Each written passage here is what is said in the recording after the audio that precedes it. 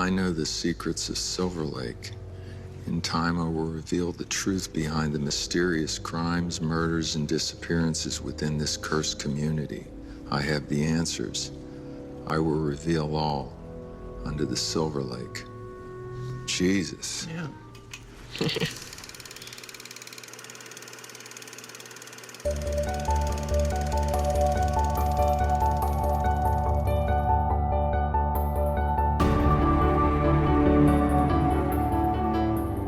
Hi, I'm Sophie. Hi, I'm Paul. And we are SP Film Viewers.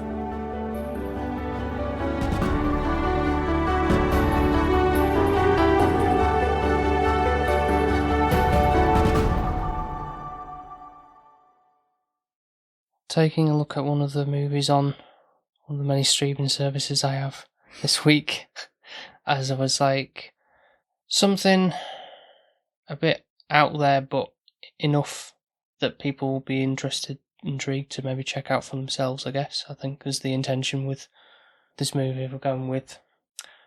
And because obviously it's like on a fairly reasonable subscription service if you get the... Feels like I've been in promotion for Mubi here, but you know, if you want to do a sponsor, that'd be more than fine too. The movie we're going to be talking about is Under the Silver Lake. It stars Andrew Garfield, who you may remember way back when he was the Spider-Man with the Emma Stone, Gwen Stacy. They merged for me. The original Spider-Man and then this Spider-Man, they look the same, two people. You know, it's like that point where you have the Doctor Who's and you've got David Tennant and... Matt Smith. Yeah, to me they're the same person. They don't look anything like each other. I think it's because they had similar, like the Doctor seemed similar, the way that they performed. I guess, quite a bit quirky. But yeah. I don't know if that's...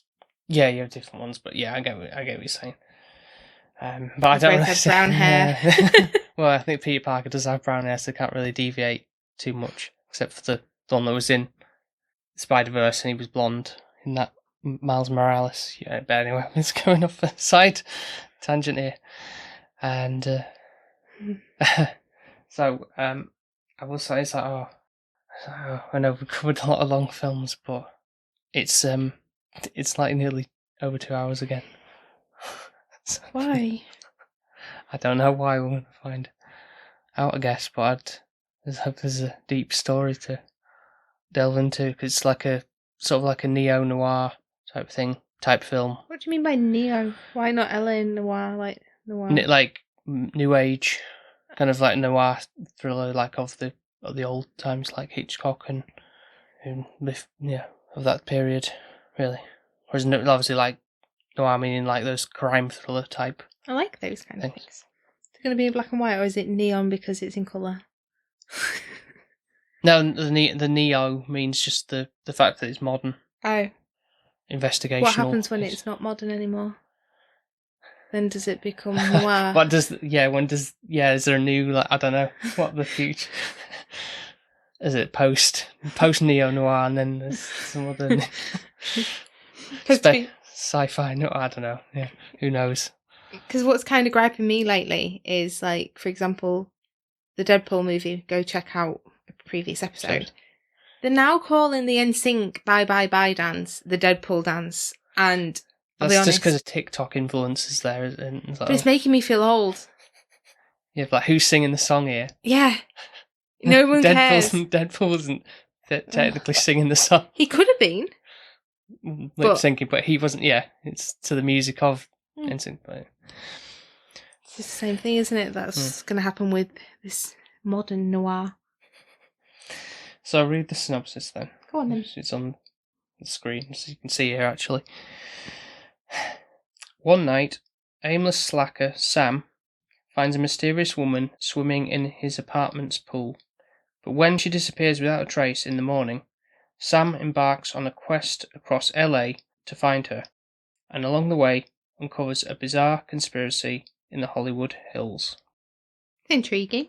So that's what I mean by that, like a mystery thing, like what's to uncover here, why has this person gone missing, and stuff, but it's obviously the setback. I mean, obviously, other thrillers and of that nature obviously can still take place in LA and stuff. There's rampant crime and all that kind of stuff still in there, but I think it's just be with a modern spin on it, I guess, with similar technology and things, or just so easier access to. And when did it come out? The film came out in 2018. Okay. And what's made you want to watch it? Because it's got Spider-Man in it. Well, yes, there is that. I've only really seen him, barring Spider-Man, in maybe one other film, perhaps, but I think off the top of my head what that would be. But I think it's... I think I want to see him after... I get that. What happened a few years after him finishing with Spider-Man, where his career took him. I feel like how I feel with Harry Potter. Yeah, exactly. Yeah. Okay. And it just sounds like an intriguing plot. It's like, okay, I want to know what's going to unravel here. So we won't know until we watch it. Yep. So we're going to check out what is or who is Under the Silver Lake.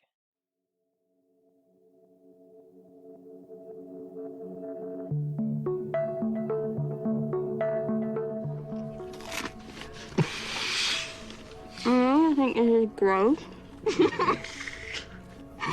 But when I was sick in grade school, I ate my saltines and not my chicken noodle. And then I took a sip of OJ and it was delicious. It's like one of those undiscovered, unknown combinations that no one should die without trying.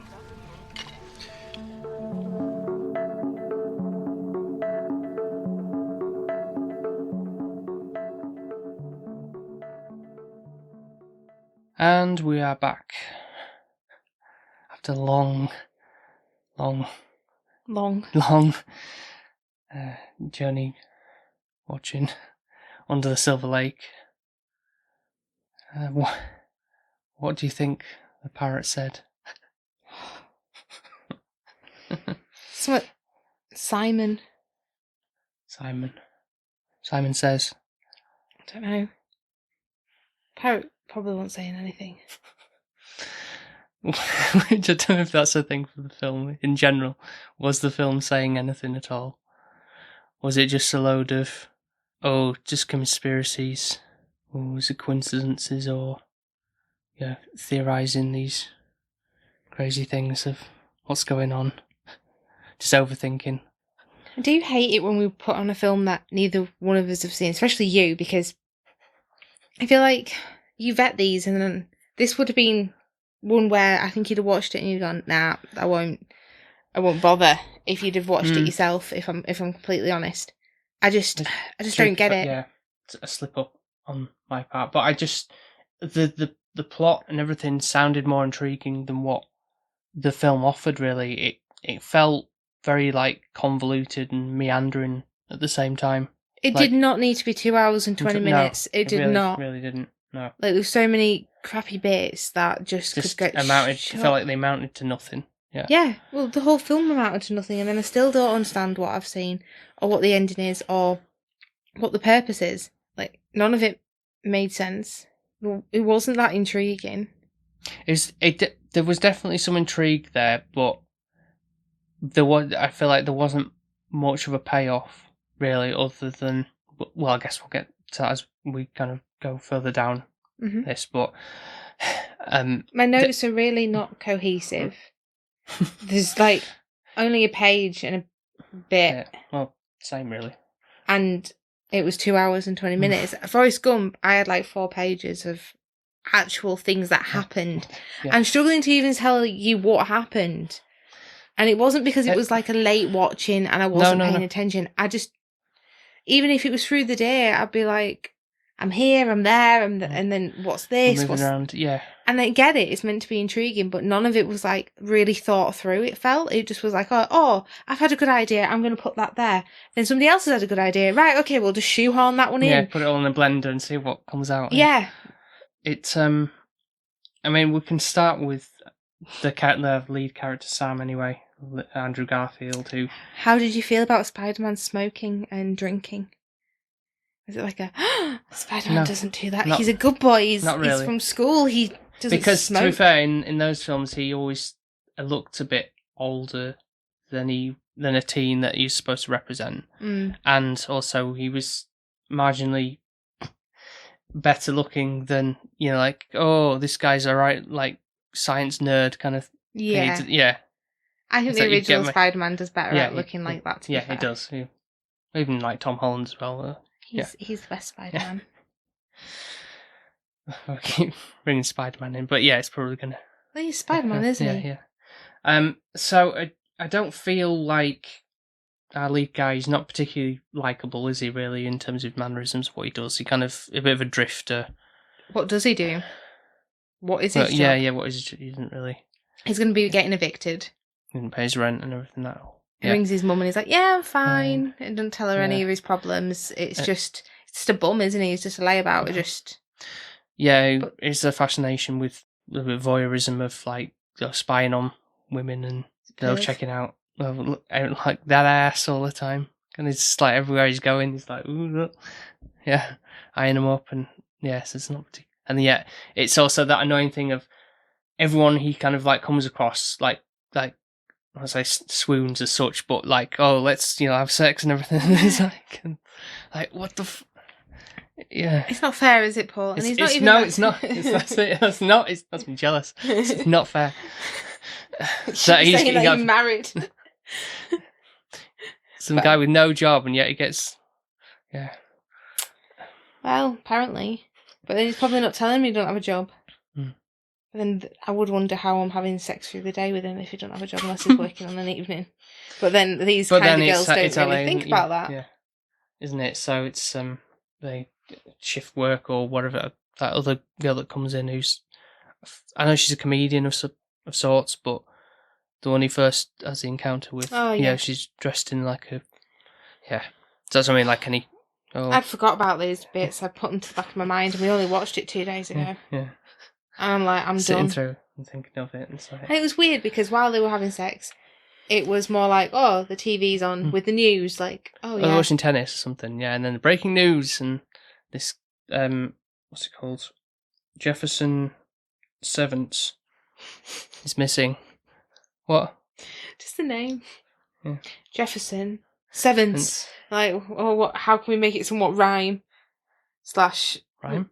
Sevens, Jefferson Sevens. Just like a really obnoxiously like hoity-toity name kind of thing, yeah.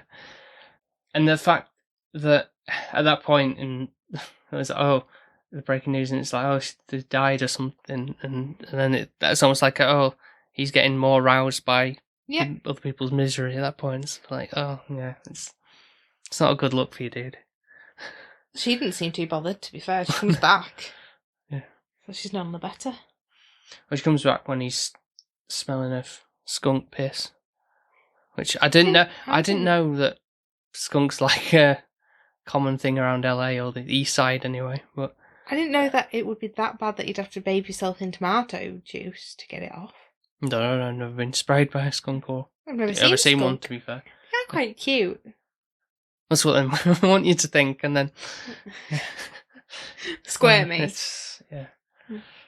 Probably but then, pet one. Like throughout the film, like people are commenting, "Oh, what's that smell?" kind of thing, and it's like still lingering. But yet I know he's still able to get by with meeting people, and so I don't know. I just don't get it. And like even in like the house, she's like, "Oh, what's that smell?" And it's like, well, is there something undertoning that he just stinks, or is it that there is a smell? I don't know. Yeah, so he meets, as you said in the synopsis, this girl, Sarah. Only for a day. Like, I think this is the bit that annoys me, because it's like, well, okay, you spied her around a swimming pool. You then kind of had an encounter with her. You've spent, maybe not even an evening with her, or a day and a half. Like, watching a movie and eating some crackers with some... saltines, OJs or whatever. Yeah. OJ. And that's it. And now he's like, oh... where's she gone? I must have her. And it's like... Yeah, because I'm thinking of back from when we covered the Hitchcock film Vertigo. Mm-hmm. And obviously that film was probably about looking, like, searching out this elusive person that I'm sure I've seen you before, when James Stewart is looking for her. And obviously that gives you intrigue because that's the basis of the story, isn't it? Like, it's not just a oh, it's haberdash, like, just is part of the story, and now it's coasting along trying to find information about in this film. Of somebody who doesn't really It was not particularly, impactfully, like, he hasn't even kissed her, not like even physically touched her or anything like that. It's not implied that they... I think he might have had a kiss. Yeah. And But again, it. the whole, like, oh, like, maybe it's just the LA way, I don't know. But on the subject of, like, Hitchcock, that I did notice, and I said to you, like, when there's, like, a sequence when he, like, sees her in person, and there's, like, the way it's kind of, like, framed, and the lighting and everything, like, it looks like something from a Hitchcock film. And even if it was before or after, where Andrew Garfield's character Sam is driving around, and it reminded me of Psycho, when, you know, they're driving in the car. That, and the sort of music kind of sounds that way as well. I think it's trying to be feels like it's taking influence from that. It's just a shame the story's not good, isn't it? So I feel like it's got some good parts, but at the same time, it's just... the story's just not there for me, I think. Yeah, it's going to go through it and go, okay, where's this going? Mm-hmm. And then it doesn't go anywhere. Other than just going, oh, right, if I lay this map out and let's decipher this code and maybe it means something. But it all feels like it's taking the mick a little bit, because it's... Do you think? This map is in the Super Mario Brothers edition of a magazine. Nintendo Power, yeah. There's a map from Legend of Zelda, yeah. And then it's part of a cereal box or something. Yeah. And it just all seems a little bit naive and trivial, but at the same time... It's like, there's no way that would work. That just sounds stupid. And it's part of this whole conspiracy. He's hanging around with people that are so upper class that it's like he's well beneath them. Not saying about you shouldn't, like people should treat you opposite because they're more wealthy or whatnot. Yeah. But it's like, how's he getting by? Like, how's he getting into these places? He doesn't have any money. How's he getting drinks? How's he affording? He can't pay his rent, but he can pay for a Jack and Coke at this fancy ass swanky place. Yeah. And I think then I'm looking at him like, well, where are your morals? Like, instead, stay at home. You could have put that towards paying off your rent a little bit, and you'd have had a roof over your head. And that's just what you'd do. Like, looking at it, thinking. Then he's also having to like go everywhere to investigate. So it's like, well, his car gets taken away from him. Mm-hmm. Again, not paying for that. Yeah. Yeah. And then he's now, how's he commuting back and forth to these parties and wherever? That's the point, isn't it? Yeah. He's seen walk somewhere, but and it's like, well, how are you actually getting by? He smokes, which is like, well, it's another expense. Mm-hmm. I don't know. I look at him and think, just get your shit together. All you've got now is this infatuation with a girl that you've not really had that much time with, and all you just pinning your hopes on her. Yeah, to what end though? That's the question. It's like, what if he finds her? Then what? What then? Does he want a relationship? I don't know. Yeah. I mean, he needs to move in with her because he's going to get kicked out. What's with the Barbie dolls as well? Like the movie they watched. There's got Barbie dolls next to it. I don't know what movie they were watching. Yeah, I don't know if that was a fictional one or something that exists. I feel like it must exist. Guys, but I'm not entirely sure. Mm. But I mean, there's so many old films out there we don't know. What's with the Pirate Man? No idea. Absolutely no idea. Yeah, they kind of forgot about that. Like I just forgot about that. Yeah, Pirate Man's like, no, I don't know. What relevance was he? He was chasing this pirate for a while, and then nothing happened. Right? Yeah, no, you're right. Weird balloon lady. She kind of somewhat relevant. The pirate man wasn't at the party, was he? No. He kind of fancies her. Yeah, he kind of fancies the balloon lady, I think. But then she kind of seems to flirt back, and I just don't get it. Even that other one that's in that movie, like an indie movie or whatever. Yeah, the one that was like the escort kind of. I feel like everyone were an escort, to be honest, in this. They've got to get the money somehow, haven't they? I don't quite know what... so surprised, but there was this whole thing about these dog murderers. God only knows, because it didn't link with the end of the story. And then he was having like visions of people like barking like dogs. Like, they're bitches or something. Or I don't know. What was with the squirrel dying right in midair? Like, straight away I knew, like... What you were getting yourself in? I knew. I was like, oh God, if this carries on, it's going to be like the voices. I'm going to be like, turn it off, I can't. It's splattered on the floor, but it just like... And it wasn't even... It was like some animatronic puppet squirrel, like, okay... I felt like it was going to talk. I wouldn't be surprised if it had done. It was like some kind of weird vision, but I don't know what that added. Nothing. It just traumatised me, and I was just like, oh, I'm just not going to like this. And then also, what was with the fireworks? Like, there was like, oh, it's a bit early, a bit late to have fireworks in the summer. And I'm like, and then we just stood looking up at the sky, and then we got like. And she's looking a bit worried, as if like that meant. Was that like right? Well, it's time to go for you. Obviously, we know that later on. But we don't know if that's associated with the fireworks. We still don't have a clue, really. It's like when they fire fireworks and it's a drug.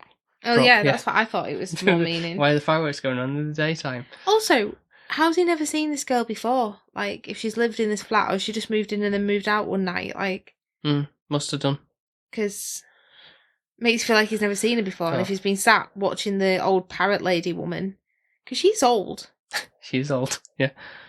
But got an alright body, but she's old, and it just feels a bit wrong that is perving over, but she's walking around with the top off, it's her own fault. Thing, yeah.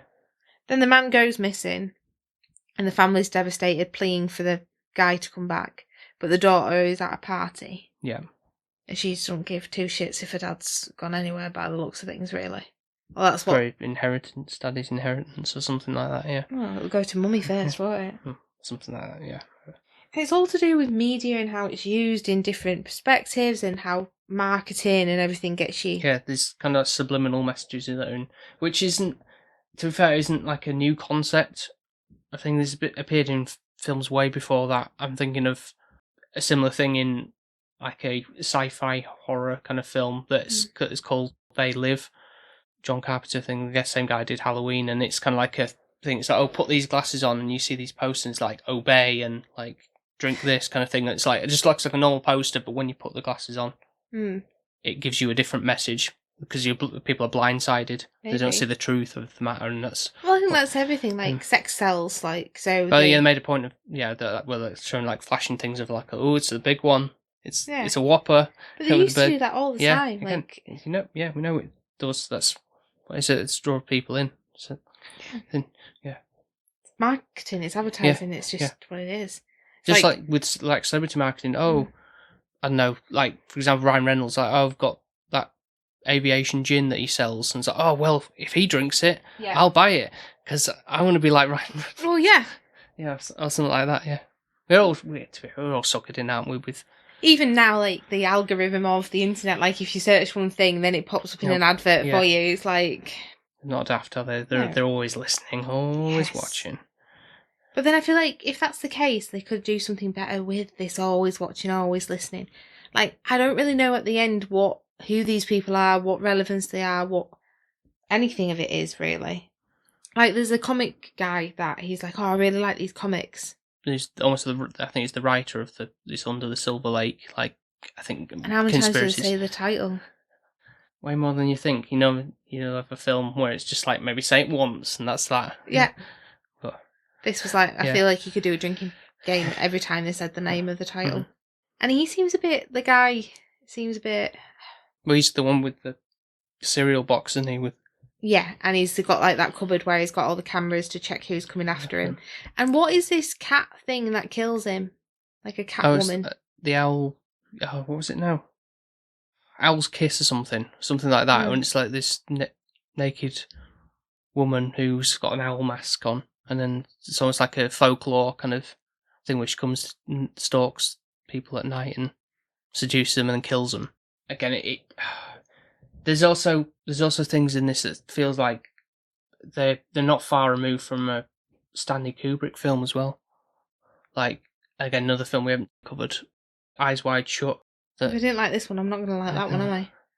Well, I didn't really like that one as such, but I'd give it a reappraisal though. But I didn't really like it. It's got Tom Cruise in it. So. Oh, maybe I'd like it then. It's a smile handy. But it's definitely more. I feel there's more substance in that film. That's not just me saying it because I like Stanley Kubrick films. But, do you know what else this kind of reminded me of? in a way. No.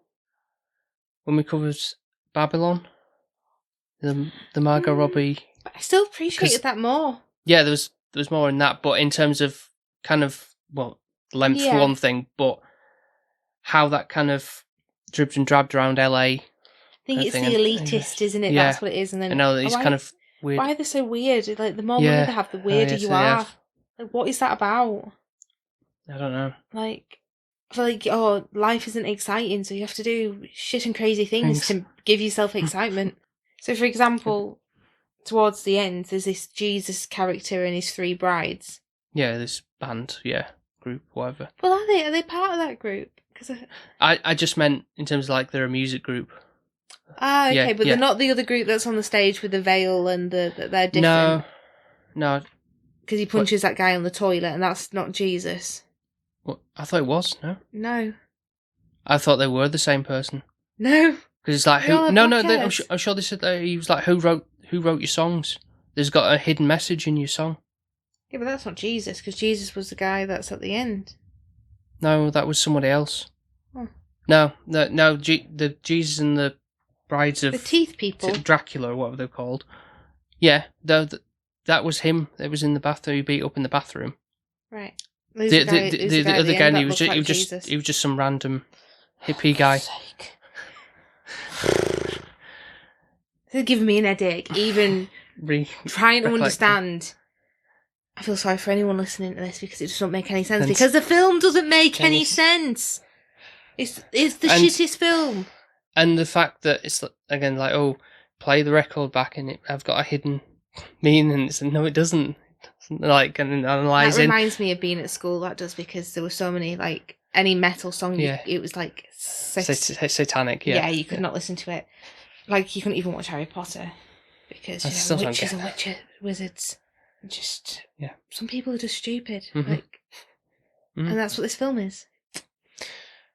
And the whole thing of when he goes after that as well, like, who's this? Can you show me where the songwriter lives for these songs? Of like, again, trying to decipher messages of what this all means. And there's this weird old guy in prosthetics. I don't know what I feel like he's trying to represent something of like, look at all the songs that I wrote from all all these classic songs that we all know and love, kind of thing throughout the eras. I feel like he's maybe some like representation of like whether the devil or the music industry or something like, look, like just corrupting. I'm always there, like draining life force out of everyone and the creativity. And it's like there is no creativity in the world because it's ghostwriters and all that kind of stuff. And yeah, true. Everyone's kind of taking ownership for something that's not theirs. Taking money out of the pocket for nothing. For something they haven't done, or I don't know. He runs away, doesn't he? In the end, because he gets killed. He kills him. Doesn't he? Yeah, with Kurt Cobain's guitar. Yeah. Then he runs away. Yeah. Does Sam? But then also no repercussion of the fact that he just killed a person. Well, that's what I mean. It's like, is it even? Was that a dream? Real? Yeah. Did that happen? That's what I'm saying. Like, didn't the homeless guy take him? Oh no, that was a different thing. Yeah, that was a different section of like a scenario with the homeless king, hobo king, takes him to, I don't know what they are, like bunkers. That's what I meant about that. What reminded me of Babylon, when when there's that sequence when they go into that underground bit and it's a bit all like sadistic, like whips and chains and kind of thing. Is that going to be that kind of seedy underbelly of? Is it just Americans that are just messed up? Sorry, any American listeners, but. I don't feel like that would happen in England. Unless in London. Maybe, possibly. There's seedy underbellies to it, I'm sure. But, I don't know if there's really big conspiracy. I think LA's a big place. And what's James Dean's head thing? Because that was the only thing you did say, that's off something else. Because I was like... Rebel Without a Cause, yeah. And they go to the observatory in La La Land as well. Yeah. It's a big influence, but I just think I think it's just a means of just hop, skip, and jump to different parts of LA. Really, it's like, look at all this location we've got that we just want to cram in 2 hours and 20 minutes for no reason. And so speaking of the hobo king, there's this secret code apparently as well of that with the sort of like the 2 diamond shapes joined together, which means if you see that, it means like stay quiet and like keep your nose out thing and all that kind of stuff. And he's got this little booklet that he kind of like follows instructions of like how, like, you see this, what does that mean? These 3 lines. It's like danger. It's like, well, yeah, obviously it's going to be dangerous, isn't it? Like, was it? No, not really. I didn't die or anything from it. He just went to a hut where the guy that looked like Jesus and his 3 brides was that. Mm-hmm. And it's, I don't know if it all boils down to the fact that it's like the fact that they've got the money and they've got the means to do so, and like, oh, for eternal life of like bliss and everything. They're not, we're just going to bury ourselves like in a like Tutankhamun or something, but we're going to just like in a bunker and eat pizza and eat food and watch TV for the rest of our lives until we die, basically, and then we're going to ascend to the heavens as like pure things of the earth. It's like, what are you talking about? You're just going to get angry and die and either become a cannibalism and eat one another so that you can survive and try and get out after 6 months when your food's run out. Some like elevated ecstasy type of feeling that they have to make themselves feel more superior. And it's like, this is a secret that only the few can know, and that's where Sarah is. She's been drawn into this, I say, cult, basically. This is what it feels like, really. Yeah. Kind of just... And then obviously that's where that Jefferson guy is, like he's got his 3 brides and he's locked in this bunker for eternity and left his family, basically. Yeah. Too much for him, obviously, yeah. He just wants 3 women on the go. Yeah. His daughter dies as well in the lake, which I don't get what that scene adds. That's the thing in the lake. Other than the fact that she dies in the same pose that he said, oh, he wanked off on the first Playboy magazine. It's like, oh, we have to put that in somehow. I didn't even think of that. But again, I didn't half expected him to decide, rub one out when that, oh, look, it's what happened. And but then he was sort of like doing it when there was a scene where he was doing it. He had like a stream of magazines like laid out, and one of them was the Playboy magazine. And then he was looking at the cover where it's obviously like the breaking news, or was breaking news story of what the daughter, and it's like, oh yeah, I remember that from the news. Yeah, I was like, and then the end bit, once he figures out and he's like, oh well, I can't have Sarah because she's in a bunker somewhere, gonna die in 6 months' time. He's gonna be soon to get evicted. He's nowhere to be found. He goes and sleeps with the old parrot lady. That's it. Yeah. What did we learn of that? What did he learn? Nothing. You just sponge it's off like, everybody. Well, yeah, just go to the next one and I'll be a boy toy for... Once his looks have gone, then, won't be able to. Anything else valuable to add to this film that we've seen? Homeless people are like ghosts, apparently. Because they're just on the edge and they're just like, ooh, like, give me money. Do you remember him saying that? I do remember him saying that. And it's like... Well, no, he said poltergeist, and the Millicent, the daughter, was like, oh, do you mean ghosts? Like, you had to correct him. Like, poltergeists will be throwing... Well, I mean, I guess they would be throwing things at him if you annoyed him, but... Anything else? Well, the only other thing I can sort of relate this film to, in a way, which, I mean, I haven't seen it in a long, long while, but I feel like it's a far superior movie. And that kind of follows the same, in a way, like a sort of like a neo-noir type of film, and that's called Mulholland Drive by a director called David Lynch.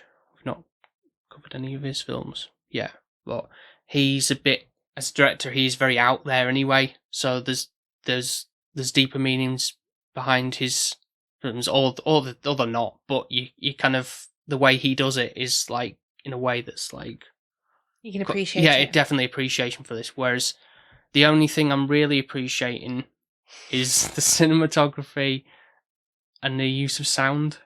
Like, I just appreciated that it ended eventually. Yeah. It's about it, really. I don't know why I feel like there was a purposeful thing of the bit where he picks, because he obviously was Spider-Man, he picks up an Amazing Spider-Man magazine, because he had sticky hands, his nose. Gum. It was... Gum. Oh, God. No, it was actually chewing gum. And he's like, oh, wait, like with, when Spider-Man's first like getting used to his powers, and it's like, oh, it's sticking to things and everything. It's like we have to throw that in there, almost like, oh, remember he was in Spider-Man.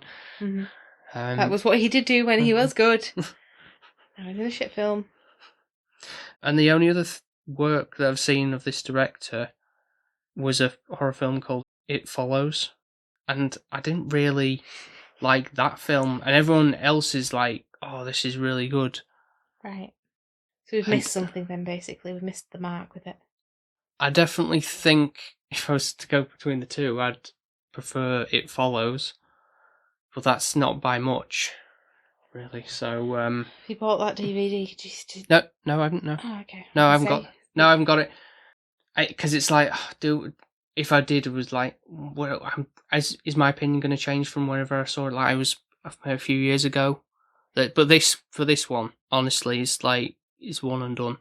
100%. Like when you said with Forrest Gump last week, it's like, oh, that feels like a one and done film for you. But you were probably like, well, maybe you'd come back to it. But this one is like, no, better use some time. 100%. And I think when we come to our end of year review of podcasting, you'll say this, and I'll be like, "What film is that?" Mm-hmm. I will not even care for it. That's how bad I feel about this film. Mm-hmm. It's just not stuck because it wasn't. You didn't have anyone lovable. You didn't have anything that you wanted to relate to. There was nothing you could kind of take away and learn from. It was just crap, basically. No, just the location shots were pretty, I guess. Yeah. And that's about it. But But there's plenty of other films you say, like in La La Land, and you got the same thing, and you get a hell of a lot more out of that film. Well, I do, and you do, for sure. Yeah. So, it's now time to score, and it's not going to be that high, as you may have gathered from what we've been talking about. For me, I'm going to go with 5. Quite generous. The main selling point is as I just said about the locations and there's some good use of cinematography. I'll give it that. It's just a shame that the story is all over the place. It doesn't really amount to anything, and our protagonist is just a bit of a twat. Yeah. Really, that it's like you're not really deserving of this, and now you're getting away with all this kind of thing, and I know it's probably how he's supposed to be written, but I just don't really gel with him. No, I agree. Sadly. You jealous of him, Paul? It's just like, life's not fair. So what are you going to score it? A 3. Alright. I'm never going to watch it again. I didn't get much out of it. It was too long. I can only apologise. I feel like we was promised something a lot better. Yeah, no, I was really actually kind of intrigued to know what was going on and what was in the lake, and then I just don't feel like I got much from it. I think my issue is Shutter Island, for example, one of those where it flits back and forth, you don't know where you are, there's a lot going on, there's a lot of information, but at the same time you want to sit, you want to unpick it, you want to understand it. And because of that film, there's there is it makes you think at the end, what really did happen here, and it makes you want to go back to watch it, to go, right, okay, maybe to determine it, this time I watch it, I'll focus on this part, or pick up on that, and decipher it that way, whereas because of the fact of it being so wishy-washy with what it's trying to get to, it's well, what am I supposed to take from this? If I was to watch it again, would I make me think on something else, or is there something I'm missing from what you've just said, or not? I don't think there is. What's a dream scene? Is that actually really important, or is that real? Or I don't feel there's much clarity. Does that connect with that? If I think if I look back, oh wait a minute, that means that piecing that, but then you start going into this. And I think the issue with it is it's just not that intriguing enough to be asked to do it for that length of time. No. Whereas I would go back to Shutter Island and rewatch it and be fascinated with it again. But the dialogue was quite crap on this. The story just wasn't that strong. The acting, it was alright. It's not the best performance I've seen. And also it's hard when you just have a dickhead of a character that you just don't gel with. But there was no one else really. Yeah, then I really want to see Sarah again. Yeah, it wasn't even that, was it? So they're just almost as bad as each other in a way. Everyone's kind of just, I don't know, just whatever, man. Like, I know, like, we watched, we recorded it with Sam, and... Lebowski. Yeah, and he's a bit like that. I actually did make a note of that as well, like, I'm thinking about it, like, but at least that's funny. And there is actually a reason why he's doing certain things, like, he wants to just have a quiet life and be left alone, and he's being dragged into some shit that's not his fault. So you kind of do feel for him. Yeah. Whereas... And it's done in a comical way, and yeah. That's a hell of a lot more enjoyable film. I agree. Yeah. Sam will be so proud. That's it. I'm done now. I don't want to talk about it anymore. So yeah, thanks Mubi for your listing on your things. It's like, oh, look at this intriguing film. And I'm sure there's people that are, again, like... there's always a movie made for other people. God, this is so amazing, man. Everything, but just not just no. Even for me, who really gets intrigued by these kind of like slightly out there kind of drama films, or what you want to class it as. Well, yeah, it is a drama, but like this is of a noir capacity, but just didn't work for me. I agree, unfortunately. Well, that's a wrap. Is it a Patreon pick next week? It is. So, a reminder to those that we do have a Patreon page, of course. Yes, we do. And you can still be a Patreon and be in time to vote. Yep. So, if you want to do that, if you want the opportunity to vote for a movie we watch once a month, and also be able to have your name read out every single episode, which we're going to do in a moment, then all you need to do is go to patreon.com/spfilmviewers. And so we have, in the Patreon family, Nico from the Good, the Bad, the Weird podcast, Ben from Ben Push Pull Health, formerly Film Vloggers, and Mark from 100 Things We Learned from Film. We've also got our friends Alex and Shani, who are on Instagram under the handle Desperately Seeking Username and SDOG, as well as my mum. We've also got our friend Gren, who is at @cgren_draw. And lastly, we've also got Jonesy and Emma, who are at @WeightLossJonesy and M_Hayton on Instagram. So yeah, thanks guys for supporting the show.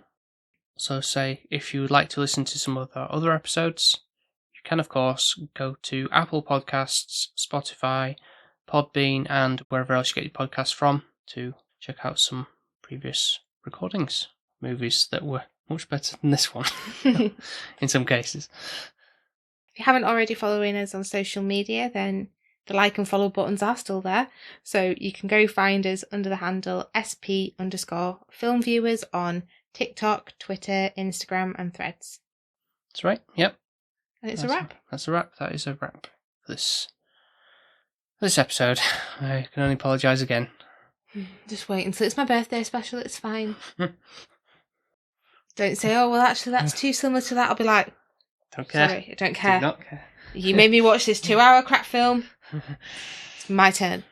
I only get it once a year. Gotta use it wisely. Yep. So thank you very much for listening to this episode once again. Hope you got some enjoyment out of our whining and moaning. And we'll speak to you next time. Speak to you next time. Bye now. Bye. Bye. Bye. Bye.